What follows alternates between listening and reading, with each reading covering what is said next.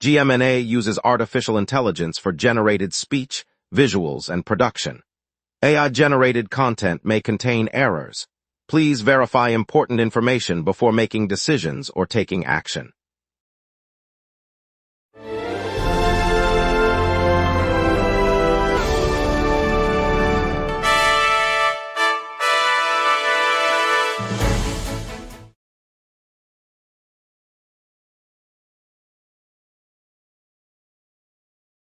Good evening. A police chase in Compton ended in a crash with 2 vehicles before suspects were taken into custody, and the district is wrestling with a looming $231 million budget gap that could force school layoffs. Expect heavy traffic across the city. Bennett, what do you make of that? The Los Angeles County Fair opens Saturday, running through Sunday, featuring over 300 rides, live music stages, food vendors, and agricultural exhibits on the 100-acre fairplex in Pomona. Families can explore the new vintage carousel, taste global cuisine at the World Food Court, and attend daily cooking demonstrations by local chefs throughout the weekend. The fair also showcases a 25-acre horticulture garden, offering free gardening workshops and a petting zoo for children, scheduled from morning until sunset each day. There's so much excitement ahead, and we've got plenty more to share, so stay with us. Lots to get to. Let's begin. Here are our top stories. Deputies from Los Angeles County Sheriff's Office pursued a suspect vehicle in Compton, leading to a multi-vehicle crash that struck 2 cars before the suspects were arrested at the scene. Julian Mercado has the full story. Deputies from the Los Angeles County Sheriff's Office launched a high-speed pursuit through the streets of Compton on August 4th. The suspect vehicle weaved through traffic, prompting officers to follow on the freeway and then onto surface streets. As the chase continued, the fleeing car slammed into 2 other automobiles, creating a tangled pileup on a busy intersection. Emergency responders arrived within minutes, and the suspects fled the scene on foot before being located a short distance away. Officers apprehended both individuals without further incident and secured the crash site while investigators documented the damage. The impact left the cars dented and windows cracked, though no one required medical attention. No injuries were reported among the drivers involved. Julian Mercado, GMNA News, Compton. At 5:45 a.m. this morning, Los Angeles County Sheriff's Department SWAT deputies moved in on a North Compton residence on North Willow Avenue near North Santa Fe Avenue after receiving a report of an armed man who had barricaded himself inside the house. The suspect refused to exit, prompting a standoff that lasted several minutes. Officers deployed tactical equipment and entered the home, taking the individual into custody without further incident. No injuries were reported among deputies or the occupant. The arrest concludes the early morning operation, which began after neighbors called 911 about the armed presence. The man was transported to the Los Angeles County Jail for processing. Authorities did not disclose the suspect's identity or the type of weapon involved. The department praised the swift coordination that avoided any escalation. LAUSD is confronting a projected $231 million budget shortfall that could force staff layoffs, furloughs, and the consolidation of schools across the city. The Los Angeles County Office of Education issued a formal lack of going concern warning this evening, saying the district may not remain financially viable without drastic cuts. District officials say the deficit stems from lower state aid and higher operating costs, and they are reviewing every line item to avoid shutting classrooms. Parents in neighborhoods from Boyle Heights to the west side have been told to expect possible school closures if the board approves the emergency measures. The board is set to meet next week to vote on a plan that could reshape the public school landscape for the coming fiscal year. Teachers' unions have warned that cuts could jeopardize jobs for thousands of educators, while community leaders urge the district to explore revenue sources. Larry Berg of LAFC will become Major League Soccer Commissioner on January 1, 2027, succeeding Don Garber, who has led the league since 1999. Julian Mercado has the full story. MLS announced today from its New York headquarters that co-owner of Los Angeles FC Larry Berg will assume the league's top job on January 1, 2027, taking over from Don Garber. Garber, who has steered the league since 1999, will step down as Berg prepares to sell his ownership interest in LAFC. The transition follows a decade-long partnership between Berg and the club, and league officials said the move aims to keep momentum as MLS expands. MLS currently operates 29 clubs across the United States and Canada, with plans for further expansion in the coming years. Berg's appointment was confirmed alongside details of the ownership sale, marking a clear handoff of both leadership and his stake in the franchise. Julian Mercado, GMNA News, New York. Authorities are on the scene at Los Angeles City Hall after a tip about a sealed bag containing white powder was received in the mailroom. At roughly 12:08 p.m. today, LAPD officers and LAFD firefighters arrived and began a chemical investigation. The bag, still sealed, was secured while crews used detection equipment to determine its composition. One person who handled the package was evaluated by medical staff and, according to officials, showed no signs of exposure. The investigation remains ongoing as bomb squad and hazardous materials teams continue their assessment. City officials have not released further details about the substance, but have asked the public to avoid the building's main lobby until the area is cleared. Security checkpoints have been heightened at the downtown entrance, and nearby streets are being monitored for any suspicious activity. Updates will be provided as the situation develops. We'll break down the northbound 101 on-ramp closure in Calabasas and its impact on your commute, then back to headlines. We will be right back. If you run a venue, a comedy night, a concert, a fundraiser, you already know the hardest part isn't the show. It's selling the seats. Theaterfiller changes that. In minutes, you're set up with your own ticketing page, QR code delivery, and a door scanner. No technical headaches, no middleman taking a cut of your night. Your event, your tickets, your revenue. Go to theaterfiller.com and fill every seat. Welcome back. Applications are now live online for the 2027 Tournament of Roses Rose Court. The Pasadena organization announced today. Prospective ambassadors between 17 and 21 must submit their materials through the official portal. The Rose Court, selected each spring, serves as the public face of the Tournament of Roses, representing Pasadena and the broader Los Angeles area at parades, charity events, and community outreach. This year's call invites young Angelinos to become ambassadors for the iconic New Year's Day celebration that draws millions of viewers worldwide. Interested candidates have until the spring deadline to complete the online form, which includes a video introduction and a brief essay. The selection committee will review submissions and announce the Queen and Princesses later in the year, giving the chosen group a platform to showcase the city's culture and volunteer spirit. A man in his 40s was shot dead early Monday morning in a residential area of Van Nuys near Murrieta and Hazeltine Avenues, with LAPD responding and an investigation underway. Camila Arriola has the full story. At about 2 a.m. Monday, officers responded to a residential block in Van Nuys, east of Van Nuys Boulevard near the intersection of Murrieta and Hazeltine. They found a man in his 40s lying on the sidewalk, a single gunshot wound to the head. Emergency crews pronounced him dead at the scene. A woman walking a dog passed by moments later and reported hearing the gunfire. Detectives are canvassing the area and reviewing surveillance, but no arrests have been made and no suspect has been identified. The Los Angeles Police Department says the investigation is ongoing. The quiet cul-de-sac, typically lined with single-family homes, remains cordoned off as investigators comb the street for evidence. Camila Arriola, GMNA News, Van Nuys. Northbound Liberty Canyon on-ramp to the 101 freeway will remain closed today and each weekday through Friday, August 7th. From 9 a.m. to 3 p.m. California state officials and the city of Calabasas announced the temporary shutdown to accommodate work on the Wally's-Annenberg Wildlife Crossing. The project, now in its final phase, is designed to give deer, mountain lions, and other wildlife a protected route beneath the freeway, reducing vehicle-animal collisions. Drivers heading north are being redirected to the southbound Ventura Boulevard exit and to nearby surface streets. Signage and portable traffic signals will guide motorists while crews install the crossing's support structures. Officials stress the closure is limited to peak construction hours and will resume normal flow after 3 p.m. each day, with the ramp reopening on Saturday. Today, the White House unveiled a sweeping proposal to overhaul the federal Head Start program, a move that has sent ripples through California's early education community. The plan, outlined by President Trump and senior administration officials, would restructure funding formulas, tighten eligibility criteria, and shift oversight to a new federal board. California providers say the changes could jeopardize services for thousands of low-income families who rely on preschool classrooms, health screenings, and nutrition assistance. State education leaders warned that the reforms risk cutting access in neighborhoods already strained by housing costs and a growing child poverty rate.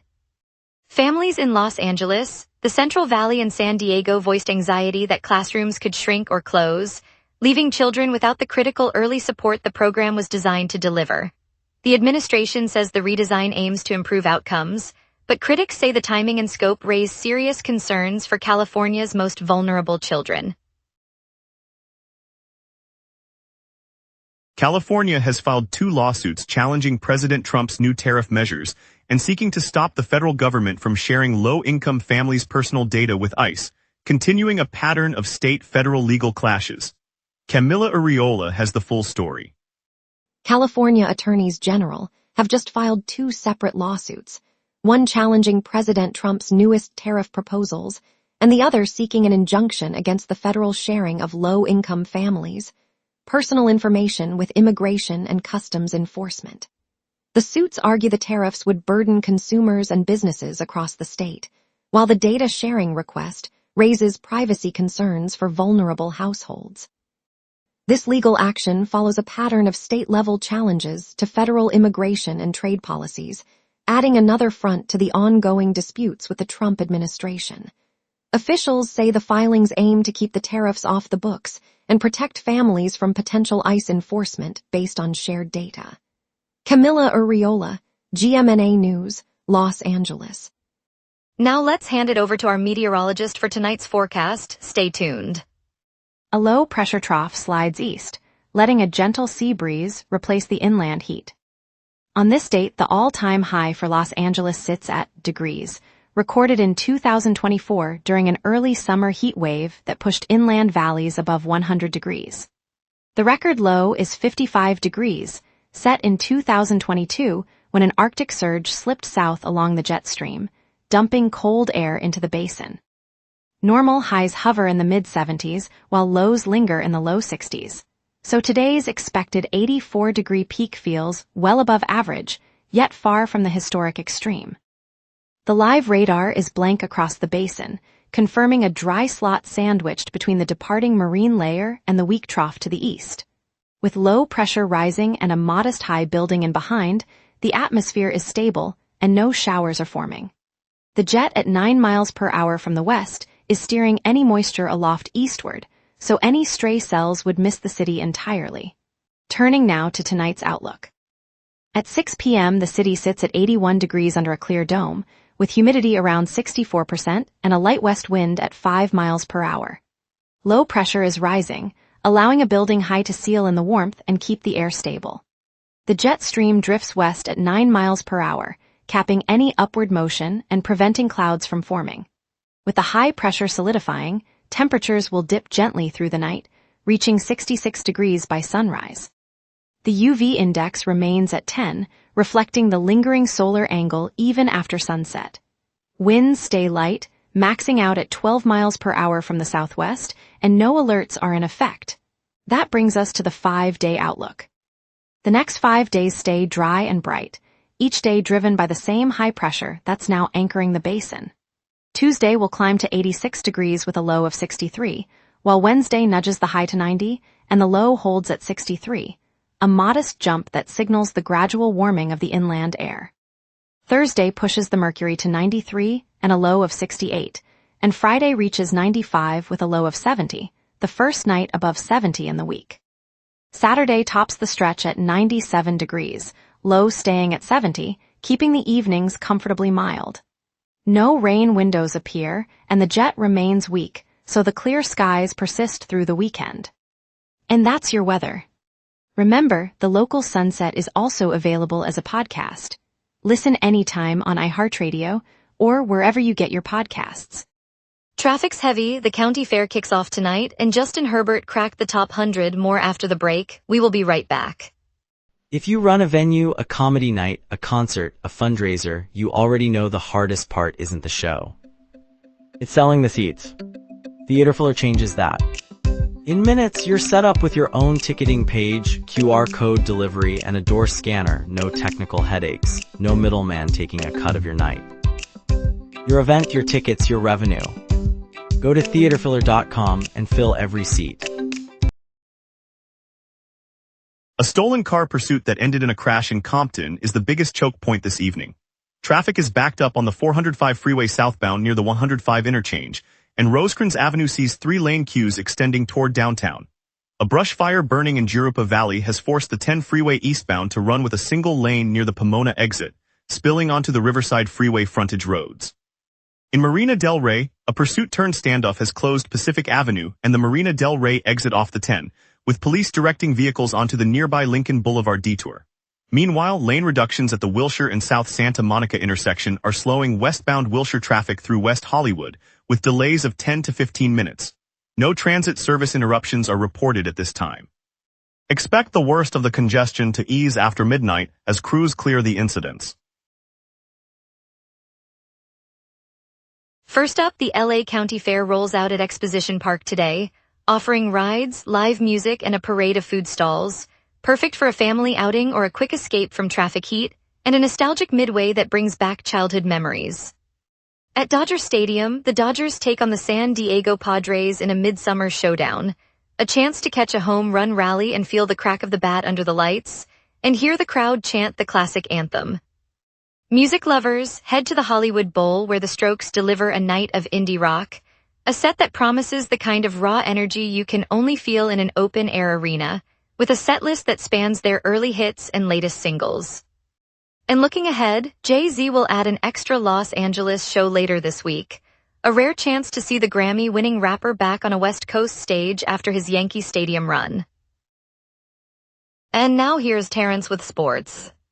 Training camp heat, prospects power surge, and a looming MLB lockout dominate LA headlines. Quarterback Justin Herbert landed at number 39 on the NFL Top 100, a solid spot that underscores his standing among the league's elite as training camp opens. The ranking fuels confidence for the Chargers, offense, and puts extra pressure on Herbert to lead a deep run this season. Ontario's first baseman Easton Shelton added another 3-run blast, extending his home run binge in the California League. The power surge highlights Shelton as a top prospect, forcing the Dodgers to consider him for a future corner outfield role or as a trade asset as the season progresses.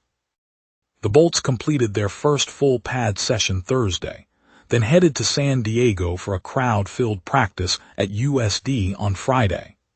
That back-to-back drill schedule accelerates the offensive line's cohesion and gives Coach Harbaugh a clearer view of depth chart battles before the regular season. Dodgers GM Andrew Friedman defended the Tarek Skubal deal, saying the organization did nothing any other club couldn't have done. With the collective bargaining agreement set to expire, his remarks hint at a cautious front office approach as the league braces for a potential lockout this offseason. The Dodgers' 2026 season archive now lists every regular season and postseason result, offering fans a full picture of wins, losses, and key moments. Analyzing that data will help Los Angeles gauge its progress, identify trends, and shape roster decisions heading into next year's draft. Boston's 4-home run outburst at Dodger Stadium completed a sweep of Los Angeles, exposing early inning vulnerabilities in the Dodgers' pitching staff. The loss forces the club to reassess its rotation depth and could accelerate calls for bullpen adjustments before the next series. Los Angeles County Business Federation, headquartered in downtown Los Angeles, is the region's business voice engine. After nearly 19 years steering the Valley Industry and Commerce Association, Stuart Waldman stepped in on July 13, 2026 as the new president and CEO, succeeding founding leader Tracy Hernandez. BizFed now advocates for close to 400 member organizations and more than 420,000 employers across the county, from small storefronts on East Side streets to sprawling tech campuses in the South Bay. Waldman's arrival promises fresh partnerships that will help keep jobs and opportunity flowing in every neighborhood. In a city that thrives on collaboration, BizFed is the connective tissue that turns ambition into everyday progress. Up next, a coastal cool down this week and a look at San Bernardino students starting their school year. We will be right back. If you run a venue, a comedy night, a concert, a fundraiser, you already know the hardest part isn't the show. It's selling the seats. Theater Filler changes that. In minutes, you're set up with your own ticketing page, QR code delivery, and a door scanner. No technical headaches. No middleman taking a cut of your night. Your event, your tickets, your revenue. Go to theaterfiller.com and fill every seat. Welcome back. Coastal Southern California will see temperatures dip modestly this week, offering brief respite after an extended heat wave. Expect cooler breezes along the shoreline from 3 through 9 August 2026. Julian Mercado has the full story. Across the coastal stretch from San Diego up through Ventura, forecasters say the heat wave easing will bring a modest dip in temperatures this week. Starting Monday, August 3 through Sunday, August 9, daytime highs are expected to slip a few degrees, giving residents and beachgoers a brief reprieve after weeks of unusually high heat. Nighttime lows should stay comfortably cooler, hovering just above the mid-50s. The shift comes as a high-pressure ridge weakens, allowing a cooler marine layer to push inland. While the change is modest, it should make outdoor activities more tolerable along the shoreline. Families planning picnics and joggers hitting the boardwalk can expect a more comfortable backdrop as the breeze picks up. Julian Mercado, GMNA News, Santa Monica. Thousands of San Bernardino City Unified students returned to classrooms Monday, marking the start of the new school year across the district. Classes are in session as the academic calendar begins. Julian Mercado has the full story. Students poured into classrooms across the San Bernardino City Unified School District Monday, kicking off the first day of the new academic year. Thousands of learners filed through school doors, reuniting with teachers and classmates after the summer break. The district's calendar officially opens each August, and this year the schedule began on the 3rd of the month. Hallways filled with the buzz of lockers slamming and backpacks being placed on seats as teachers handed out syllabi and supplies. Administrators walked the corridors, checking attendance lists and confirming that safety protocols remain in place. Parents gathered at pickup zones, watching their children settle into the rhythm of a new school day. Julian Mercado, GMNA News, San Bernardino. Thank you, Los Angeles, for watching the local sunset. Today's story about LAFC co-owner Larry Berg being named MLS commissioner reminded us of the city's vibrant sports spirit. We'll be back tomorrow with more of the news that matters to you. Stay safe and see you then.